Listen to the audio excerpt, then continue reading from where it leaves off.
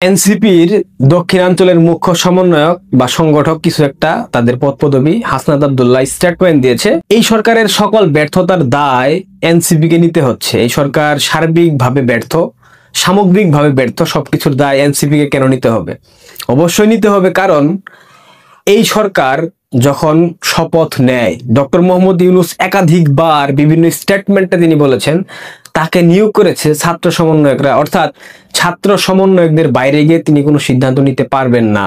কিন্তু সময়ের সাথে সাথে যখন সুদখোর ইউনূস বুঝে গিয়েছেন যে এই এনসিপি একটা ধ্বজভঙ্গ দল, এই এনসিপি কে দিয়ে তার কোনো রক্ষা হবে না, কিংবা এই এনসিপি ভোটের নির্বাচনে ভোটের রাজনীতি করে তারা কখনো ক্ষমতার মসনদে অধিষ্ঠিত হতে পারবে না, কারণ এরা প্রত্যেকেই গোল্ডিগার, এরা প্রত্যেকেই লোভী।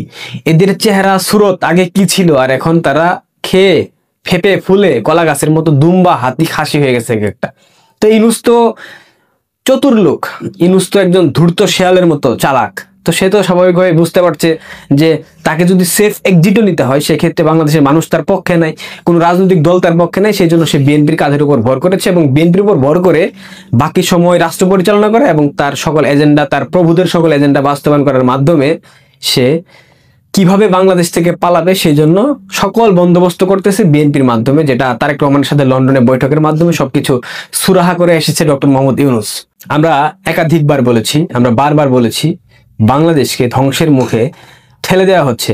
এই যে বাংলাদেশে ভারত বিরোধিতার নামে একটা জুজু দেখানো হতো যে ভারত বাংলাদেশকে দখল নিয়েছে, ভারত বাংলাদেশকে শাসন করতেছে, বাংলাদেশের দিল্লির কথায় বাংলাদেশ পরিচালিত হয়, আওয়ামী লীগ সরকার দিল্লির দালালি করেছে, একাধিক দেশ বিরোধী চুক্তি করেছে, কিন্তু কোনোটাই এখন পর্যন্ত তারা প্রমাণিত করতে পারেনি। এবং আওয়ামী লীগের নেতাকর্মীদের বিরুদ্ধে অর্থ পাচারের একটা বিশাল অভিযোগ আনা হয়েছে। গতকাল বিএনপির এক নেতা মঈন খান সে বলেছে আওয়ামী লীগ গত 15 বছরে যেই পরিমাণ অর্থ পাচার করেছে তা দিয়ে 100 পদ্মা সেতু করা যেত। কিন্তু মঈন খান জানে না 2001 থেকে 2006 সালে বিএনপি পাঁচবার দুর্নীতিতে চ্যাম্পিয়ন হয়েছিল। তারা এত সলিড লোক, এত এত এত সাধু বান্দা, এত সাধু ব্যক্তি, তাহলে বিএনপির সময় বাংলাদেশ কেন দুর্নীতিতে চ্যাম্পিয়ন হয়েছিল? গত 15 বছরে আওয়ামী লীগের শাসনামলে কি বাংলাদেশ একবারও দুর্নীতিতে শীর্ষস্থান অর্জন করেছিল? চ্যাম্পিয়ন হয়েছিল? হয়নি। সেরা 10-এর মধ্যেও ছিল না। তাহলে দুর্নীতি কারা করেছিল? 2001 থেকে 2005 ভুলতে পারবেন? ভোলাইতে পারবেন? পারবেন না। আরেকটা কথা বলি, বিএনপি 21 আগস্ট গ্রেনেড হামলার কারণে 17 বছর ক্ষমতার স্বাদ পায়নি এবং ফের ধানমন্ডি 32-কে গুড়িয়ে ফেলার জন্য, ভেঙে ফেলার জন্য আরো 17-2-34 বছর বিএনপি ক্ষমতার স্বাদ পাবে না, এটা একদম নিশ্চিতভাবে বলা যায়। অনেকবার বলেছি বাংলাদেশে মার্কিন সাম্রাজ্যবাদী শক্তি তারা এখানে বেস করতে চায়, তাদের বঙ্গোপসাগর প্রয়োজন, তাদের সেন্ট মার্টিন প্রয়োজন, তাদের চট্টগ্রাম পোর্ট প্রয়োজন, এবং সেটা তারা কিন্তু দেখিয়ে দিচ্ছে ধীরে ধীরে। আজকে পত্রিকাতে দুইটা শিরোনাম আপনারা অনেকেই খেয়াল করেছেন, অনেকে হয়তো বা খেয়াল করেননি। এই দুইটা বিষয় আপনাদের বোঝা উচিত যে অ্যাকচুয়ালি দেশের মধ্যে কি ঘটতেছে। বাংলাদেশে প্রাকৃতিক সম্পদ উত্তোলনে সব ক্রয় প্রক্রিয়া স্বচ্ছ হবে যুক্তরাষ্ট্র। বঙ্গোপসাগরে উপস্থিতি বাড়াতে বাংলাদেশে বন্দর দেখছে যুক্তরাষ্ট্র। নিউজ 24 এবং মানব জমিনের দুইটা রিপোর্ট আপনারা বিস্তারিত ওয়েবসাইটে গিয়ে পড়ে নেবেন, তাহলে বুঝে যাবেন বাংলাদেশে কি হচ্ছে। মার্কিন সেনার উপস্থিতি, করিডোর, এই সেই স্টারলিংকের ইন্টারনেট সেবা চালু, সবকিছু ভাই আসলে দেখেন এই বাংলাদেশকে অস্থিতিশীল করার মূল লক্ষ্য হচ্ছে ভারতকে অস্থিতিশীল করা। এটা তো বলার জন্য, বোঝার জন্য রকেট সায়েন্স বিজ্ঞানী হইতে হয় না। বাংলাদেশের অস্থিতিশীল অবস্থা, নেপালের অস্থিতিশীল অবস্থা, কিছুদিন পর ভুটানও আপনারা দেখতে পারবেন এই ধরনের একটা পরিকল্পনা দিয়ে তারা উচ্ছৃঙ্খল পরিস্থিতি সৃষ্টি করবে। শ্রীলঙ্কাতে হয়েছিল, আফগানিস্তানে হয়েছিল। অর্থাৎ এই অঞ্চলে দক্ষিণ এশিয়াকে মূল লক্ষ্যবস্তু হচ্ছে ভারত এবং চীন, যার মধ্যে ভারত অন্যতম, কারণ চীনের সাথে ওইভাবে লাগতে যাবে না। এই যে বাংলাদেশে তাদের বন্দর প্রয়োজন, বাংলাদেশে তাদের ঘাঁটি প্রয়োজন, এগুলা সবকিছুর মূল লক্ষ্যবস্তু হচ্ছে গিয়ে ভারতকে নজরদারি করা, চীনকে নিয়ন্ত্রণে রাখা। এই জন্য বঙ্গোপসাগরটা তাদের কাছে কৌশলগতভাবে অনেক বেশি গুরুত্বপূর্ণ।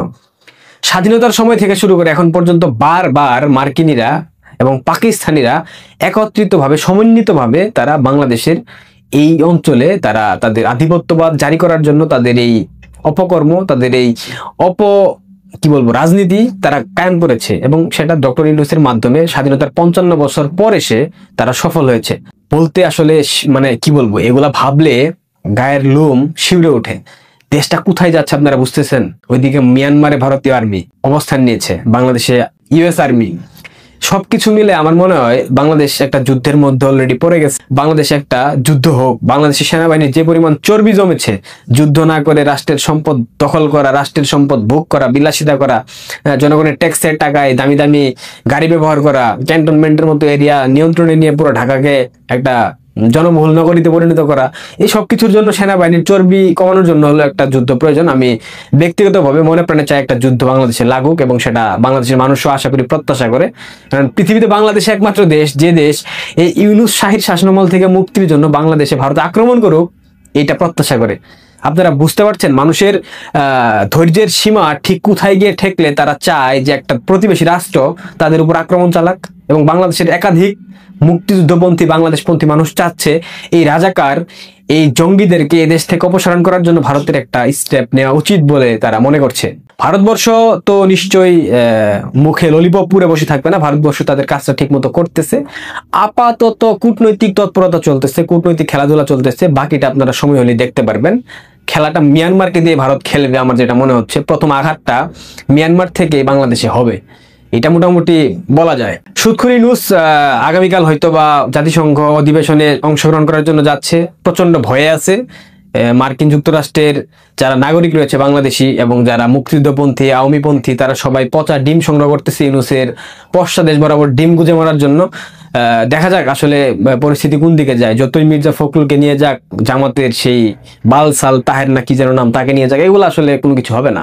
ইউনূস একটা চরম লাঞ্ছনার শিকার হবে, এবং ইউনূস মারও যদি খায় আপনারা কেউ অবাক হবেন না। কারণ ইউএস এর পুলিশকে বাংলাদেশের মানুষ যারা প্রবাসী তারা বুঝাইতে সক্ষম হয়েছে যারা পুলিশ হত্যাকারী, এরা গণহত্যাকারী। সো তাদের উপর আক্রমণ হইলে আমার মনে হয় না ইউএস পুলিশ তেমন একটা পদক্ষেপ নেবে। এই যে মিথ্যাচারগুলো ছড়ানো হচ্ছে, গুজবগুলো রটানো হচ্ছে যে ইউএস অনেক মাহফুজ আলমের হামলার কারণে নাকি বাংলাদেশ আওয়ামী লীগের অনেক নেতাকর্মীকে গ্রেফতার করা হয়েছে, এগুলো সব মিথ্যাচার, এগুলা কিছুই হয় নাই, এগুলা প্রপাগান্ডা। এই প্রেস মিনিস্টার যা বানানো হয়েছে গোলাম মুর্তজা বাটপার, এই বাটপার এগুলা পরিকল্পিতভাবে ষড়যন্ত্রমূলক ভাবে এগুলা ছড়াচ্ছে। তো এই দুইটা পত্রিকার যে পেপার কাট আপনারা দেখলেন, এটা অনেক শঙ্কার ভাই, অনেক শঙ্কার। এগুলো আসলে আপনারা একটু গভীরভাবে চিন্তা করেন। বাংলাদেশে যদি মার্কিন ঘাঁটি হয়, ভারত চীন বসে থাকবে না, তখন এই দেশটা হবে একটা যুদ্ধের মঞ্চ, এবং এই মঞ্চে মরবে বাংলাদেশের সাধারণ মানুষ।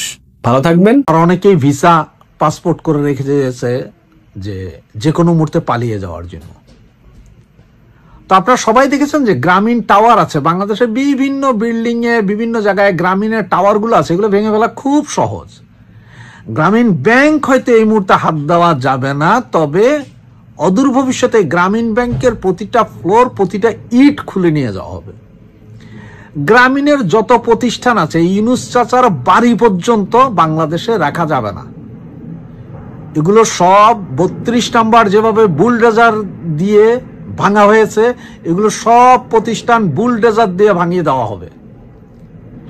এখন আমি আমার ছাত্রলীগ, যুবলীগ বা আওয়ামী পরিবারের ভাইদেরকে বলবো, আপনারা যে যেখানেই পালিয়ে আছেন বা যে যেখানেই আছেন না কেন, একটা জিনিস শুধু একটু মাথায় রাখেন, যে এই যে গ্রামীণ টাওয়ারগুলো ভাঙে কিন্তু খুবই সোজা, এগুলোর জন্য হাজার ঘনফুট মিছিলের প্রয়োজন হয় না। দুই একটা রড দিয়ে বাড়ি দিলে গ্রামীণ টাওয়ারগুলো ভেঙে ফেলা যায়। বাংলাদেশের বিভিন্ন জায়গায় আনাচে কানাচে গ্রামীণ টাওয়ার আছে। শুরু করেন আজকে থেকে ভাঙা গ্রামীণ টাওয়ার। কারণ একটা জিনিস কি জানেন, যখন আপনি কারো পেটে লাথি মারবেন তখন তার যায় মাথা নইরা ওঠে।